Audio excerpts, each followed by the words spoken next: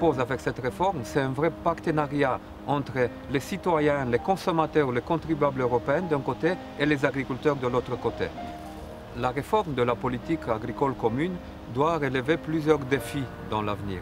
Le défi de la sécurité alimentaire, le défi de la bonne gestion des ressources naturelles et le défi de l'équilibre territorial rural dans l'Union européenne. What are the main benefits of this new partnership for farmers and European citizens? For farmers, this partnership will bring enhanced economic and ecological competitiveness for agriculture and rural areas. For citizens, this partnership provides sufficient food of high quality, better management of natural resources, and a living countryside in Europe. The first objective of this proposed CAP reform is the enhanced competitiveness of Europe's farmers. Le revenu agricole est parmi les plus bas de tous les secteurs dans l'Union européenne. Mais les agriculteurs européens doivent respecter parmi les normes les plus strictes dans le monde en ce qui concerne la sécurité alimentaire, mais aussi le bien-être animal ou les normes environnementales. Pour cette raison, dans la future politique agricole commune, on a décidé de maintenir les paiements directs, mais ce sont des paiements directs d'un soutien financier direct aux agriculteurs qui seront mieux ciblés, qui seront plafonnés et qui seront focalisés vers les agriculteurs actifs.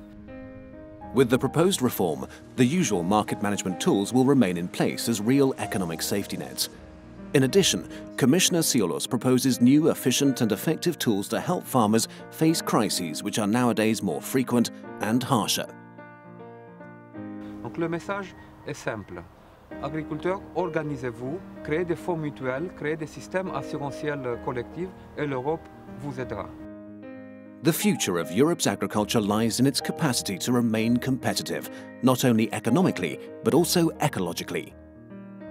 Pour cette raison, j'ai décidé d'orienter 30% des aides directes vers l'incitation des agriculteurs à des pratiques agricoles bénéfiques pour l'environnement, et ceci dans l'ensemble de l'Union européenne, avec un effet bénéfique immédiat pour les citoyens et pour l'environnement, mais aussi un effet bénéfique à long terme pour le maintien de la compétitivité agricole européenne et en même temps la fertilité des sols. The third main aspect of the partnership aims at increasing innovation, modernization and investments in rural areas. The proposed reform foresees specific measures to support both small and young farmers, rural networks and local markets.